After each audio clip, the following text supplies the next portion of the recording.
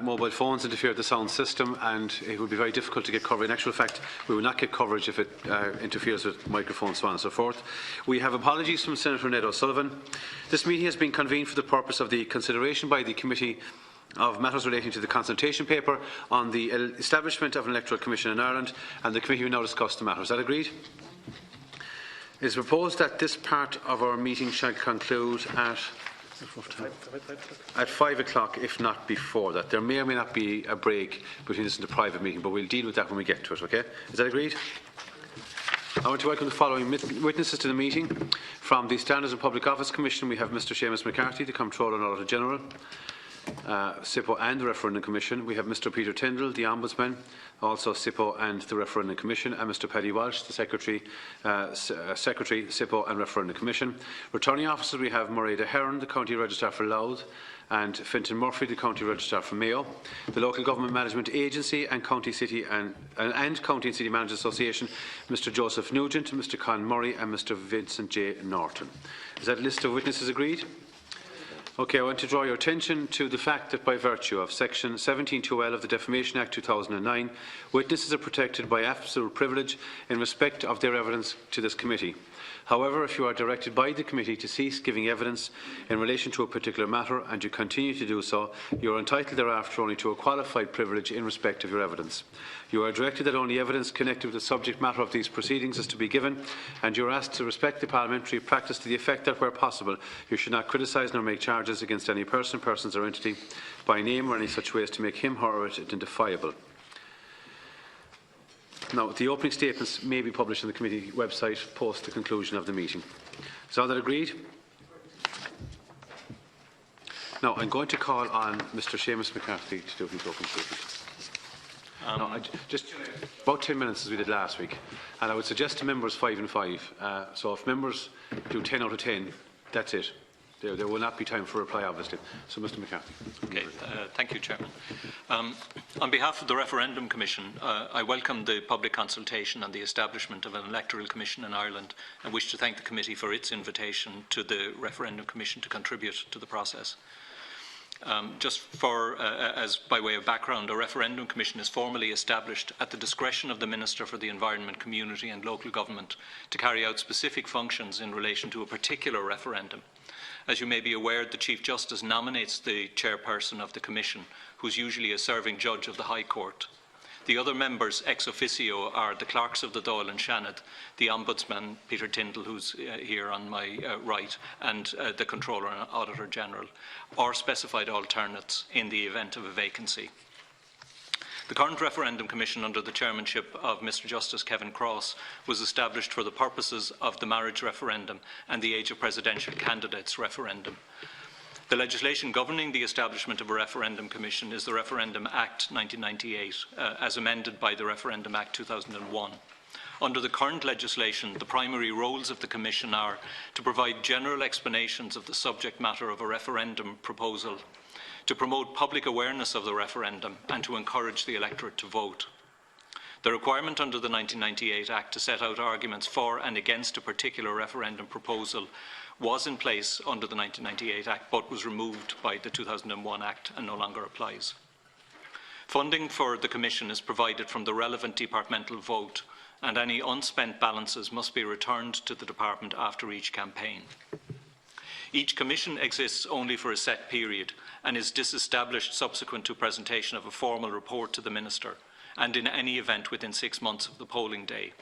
As a result, commissions in the past have often had limited time to prepare materials and advertising campaigns, and have not had the time or the resources to undertake an ongoing or even pre-planned programme to promote voter registration and turnout, or any in-depth analysis of the factors that influence them. Low voter turnout for constitutional referendums has been a matter of serious concern to previous referendum commissions, especially among young voters. In the past, turnout has varied very considerably, with high turnout often only occurring where the referendum coincides with national or local elections. However, some issues in themselves have also attracted high turnout.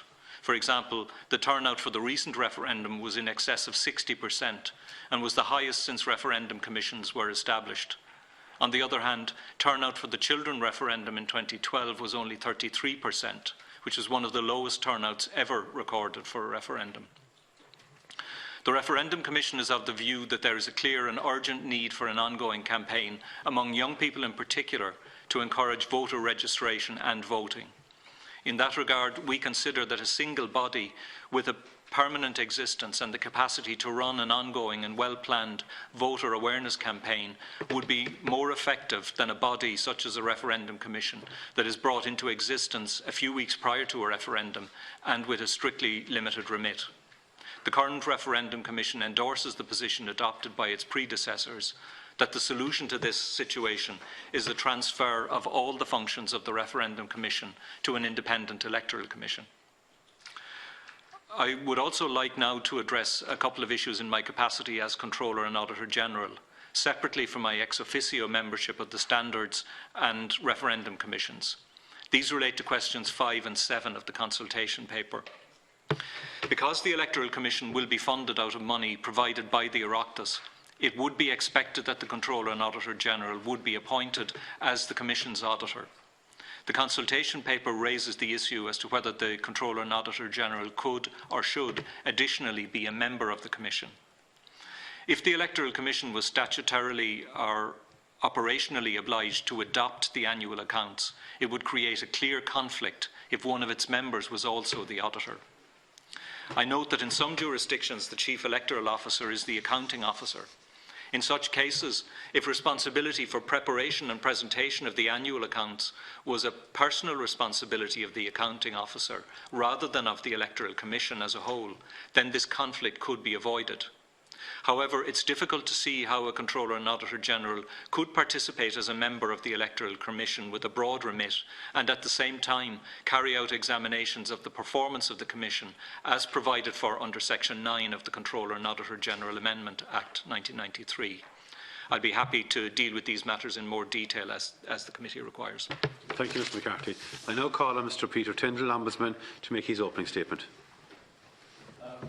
I'm going to deliver initially the statement that would have been delivered by the Chair of the Standards in Public Office Commission, Judge O'Keefe, who unfortunately can't be with us today. On behalf of the Standards in Public Office Commission, I welcome the opportunity given by the committee to make a formal submission setting out the views of the Commission on this new venture, which is likely to have a profound impact on the electoral process in Ireland over the next few years.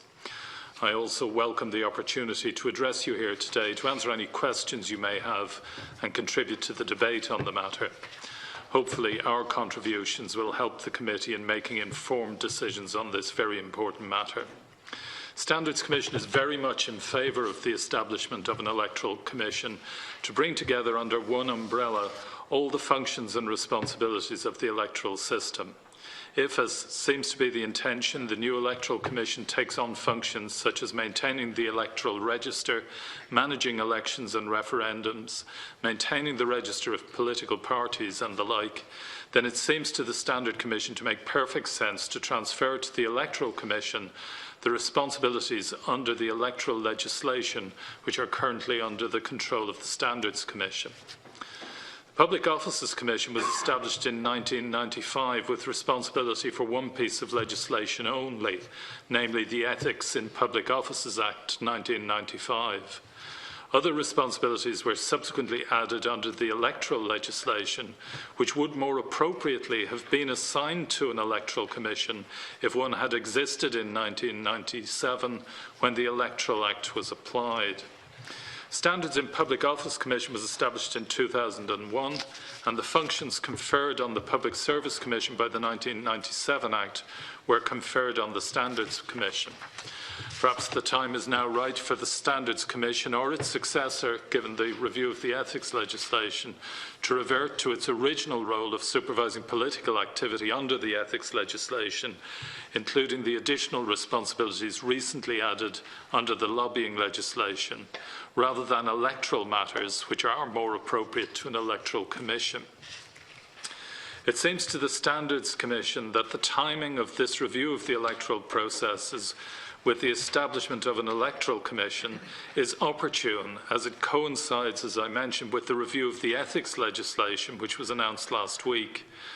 The Public Sector Standards Bill will have implications for the staffing of the Standards Commission, but if it's certain of its functions under the electoral legislation are transferred to the new Electoral Commission, then the overall effect of the staffing complement should turn out to be neutral, given the additional responsibilities that are likely to be involved under the Public Sector Standards Bill. It's important, therefore, that both pieces of legislation are processed through the Oireachtas at the same time, so that it will be apparent to members of the Oireachtas how decisions in relation to one piece of legislation may have an effect on the other piece of legislation. The Standards Commission is available and would like to be engaged in the development of the new legislation, on the setting up of the Electoral Commission, and indeed in relation to the development of the new Public Sector Standards Bill. Thank you. I now call on Ms Mairead Hearn, the County Registrar for Louth, to make her opening statement. Yes, I'm Mairead Hearn. I'm the County Registrar and the Returning Officer for Louth and Meath. And my colleague with me is Fintan Murphy, who is the Returning Officer in Mayo and in Roscommon at the moment, because we are doubling up. We welcome the opportunity to address the committee in the deliberations concerning the implementation of the government commitment on an electoral commission, an area in which returning officers play a key role on the operational side. I believe you've had the opportunity to hear the opinions of academics and others on the many matters that you are considering. I think I'm correct in suggesting they're all in broad agreement that the actual running of the electoral events nationally is very competently carried out by our returning officers. Our opening statement, which we would have sent in previously, sets out our position. We firmly believe in the electoral process as it is operating currently. In our opinion, no process could be more transparent. Every voter is presented with a ballot paper, and from the time that ballot paper enters the ballot box, it is completely secure. Every vote cast is then brought under escort to its count centre, and from there the ballot papers are in full view of the public until such time as a count is finalised. Occasionally complaints are made as to the length of time taken until a final result is announced. Returning officers are meticulous in ensuring that a count is completely accurate, and this can take some time. However, the benefit is that once concluded, there can be no doubt as to the accuracy of the result, and this, we feel, is a result worth waiting for. This system has stood the test of time, and whether the overarching body is a department or an electoral commission, we would argue that there is no case for changing what is working very well on the ground. While other aspects of the issues being addressed by you do not fall under our remit, we do believe an electoral commission could result in substantial improvements in relation to the issue of voter registration. Voter registration is certainly an ongoing problem. Voters are naturally upset when they attend their polling station and find that through no fault of their own, they are not on the register. And in spite of the Trojan work carried out by the local authorities and the department, particularly in their efforts to request members of the public to check the register, how many of us actually check the register? Registers are complex documents, and the local authority staff are under immense pressure to keep them accurate.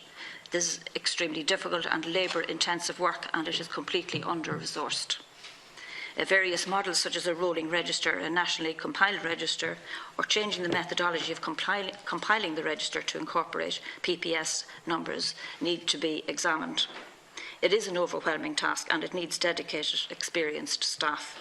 It would be a step forward if, under the auspices of an electoral commission, it could have permanent full-time resources who could access appropriate databases for the purposes of constantly updating it. Also, consideration, we believe, should be given in the appointment of the board of an electoral commission to having at least one returning officer.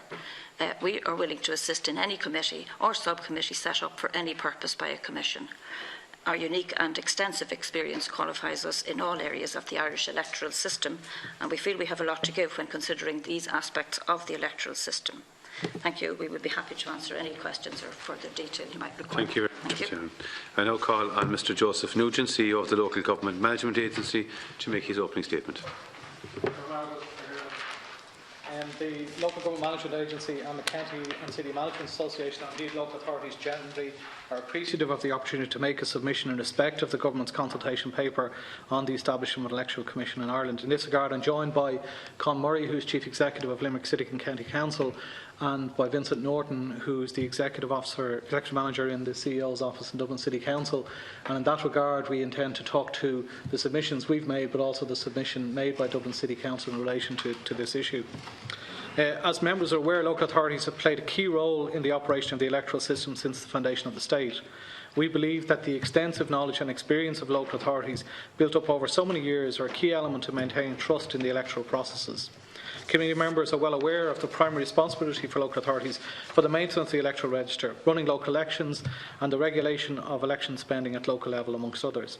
Of most significance is the continued activities of local authorities in providing the direct and tangible link on the ground between the electorate and the voter and the electoral process as a whole.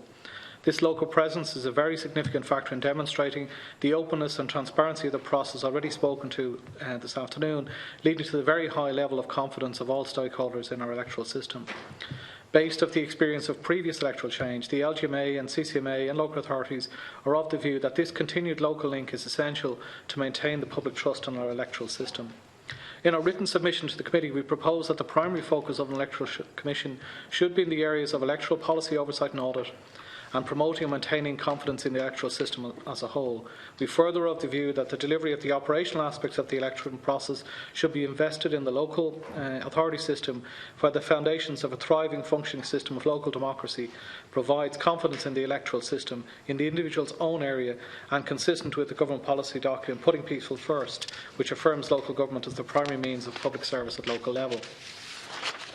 I know you've heard discussion and hearing last week in relation to the operation of the electoral registers or the register of electors, and whereas there is general discussion about our register, there are in effect 31 separate and unconnected registers maintained by separate local registration authorities.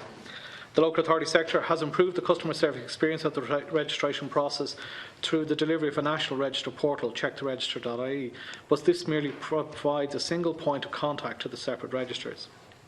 For many years, the local authority sector have been consistent in the view that improvements can be made, and the removal of legislative barriers would facilitate significantly improvements to the registration process through the establishment of a single national register of electorate database with the PPSN used as the unique identifier for electors, moving the register process from one static in nature to a rolling register, removing the current annual deadline requirements. The new register deliver online services allowing electors to manage their own personal electoral information, including registration, address changes, etc. This online process to streamline and simplify the current application procedures and forms, and also provide opportunities to deliver contact details to electors for polling stations and the potential for transmission of polling cards electronically where sought. And finally, the delivery of a range of services for other authorised to access the register, including the development of a portal for returning officers to facilitate the printing of polling station books for election day, a portal for political parties to access local register data for individual areas, and the court service for jury service requirements. Consistent with government policy determining local authorities as the focal point for delivering services locally, the sector believes that it can efficiently deliver the operational aspects of the electoral process within the policy parameters established by any new electoral commission. Additionally, with the enactment of necessary legislation in respect of the compilation of the electoral register, the local authority sector believes that significant efficiencies can be delivered in the related processes. A final point relating to the establishment of electoral commissions. At times we take our electoral system for granted, and at times when we reasonably criticise and call for change, we ignore that in general terms the system works. Therefore, there will be major risk in taking a big bang approach, and rather we believe that change will be made through a series of small developments within the framework of an agreed programme of transformation. Our democracy works on the back of public trust, and open debate of change of the type taking place here today should be absolutely encouraged, and through this consultative process already undertaken is warmly to be welcomed. We'd be happy to take any further questions in that regard. Thank you very much indeed, Mr. Nugent. That's it for opening statements. Deputy Brian Stanley. Thanks, Gaeltacht, and I want to welcome the representatives here today from the various bodies. I think it's good to have everybody representing all of the significant bodies that have a role or may have a role in future elections and electoral commissions. I think that that there seems to be broad consensus around the need for an electoral commission, and certainly the party that I represent, Sinn Féin, we would be in favour of this. It has troubled us for some time, the fact that we don't have you know, a uniform way of means of dealing with referenda, de facto problems with the register of electors, and just the various oversights of the electoral and political process. We would like to see them improved. I think that the major difference here between the CEO's body, representative body, you're the City and County Managers Association, you have the name changed I think now, and the other speakers here is that you still see a major role for local government in it, in the electoral process, one which I'm inclined to go along with. I have concerns about if we remove the role of local authorities completely out of it, I think that there will be problems. However, when Maria Ahern was speaking in relation to the integrity of the process, I mean, I would share that. I would share that trust in the present process. At the point of where you get inside the polling station, and once your ballot paper is stamped or punched, and it goes into a box, I would share that, and I would never have had any reason to think otherwise in this state. But the problem arises that not in the polling station. The problem arises, you know, with the people who don't feel the need to come and vote, the people who are not aware they can vote, the people who don't know how to vote, and with the people who can vote several times. That's the problem. And the current register have highlighted this many times. You know, I mean, we had a case where there was, you know, 27 people in the last election, in the second last local government election, registered to Gaeltacht House in County Monaghan. That's far from satisfactory. And there was subsequent that played itself out that in terms of that particular issue. But that highlighted, I've seen not as bad as that, but I've seen similar examples of that, and we need to stop that. We need to stop the fact that there are people on the register several times, and the present system doesn't allow for that. There's a big issue with any, no matter what body we put up there, and no matter how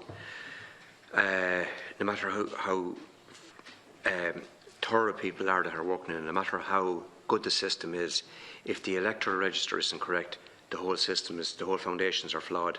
We're starting out from the wrong space, and you know, we're of the opinion that, and we've asked for many times, that the PPS number should be used for registering people. Now, the previous Minister, Phil Hogan, and I said this here to the representative here the last day, he answered to me one day in the chamber about it. I raised it with him a number of times, and he said that you know, that there was something like 6 million PPS numbers within this state, or 6.5 million. Now, that can be easily explained away by people who are dead, people who have, you know, gone back maybe to countries of origin, and our own people, Irish people, immigrating. But it does seem to be one of the ways forward, and the need for a rolling register, you know, it's very restrictive at the moment in terms of trying to, it can be to try and get onto it. You have the different stages, the September deadline, and you have the December deadlines for the draft and the appeal system and all that. You know, just like to hear the other members, you know, view on what Joe said and what I'm saying in relation to local government. The local government system worked well. The weakness in it has been in the moment, and I'd like to see a way of addressing it. For I believe local government, you know, where possible, should continue to have a significant role in the electoral process. Where it falls down is that because there's less councillors, because we don't have rate collectors out on the ground, people do these things now with electronic transfers, and because we don't have rent collectors going around, the intelligence system isn't as good for the register of electors.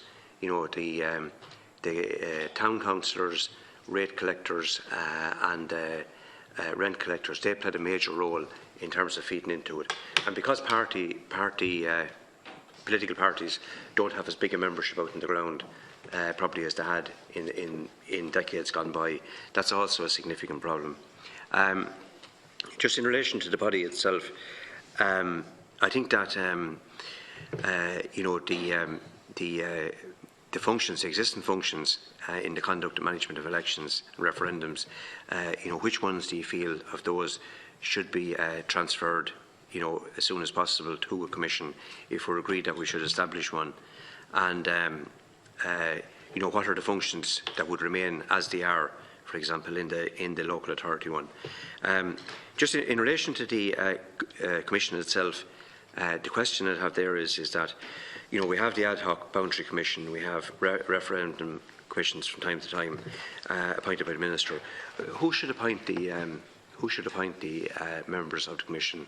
Because obviously, for it to have integrity and for people to have trust in it, because politics is it's a competitive game, and that's the nature of the democratic process. That's the good thing about it.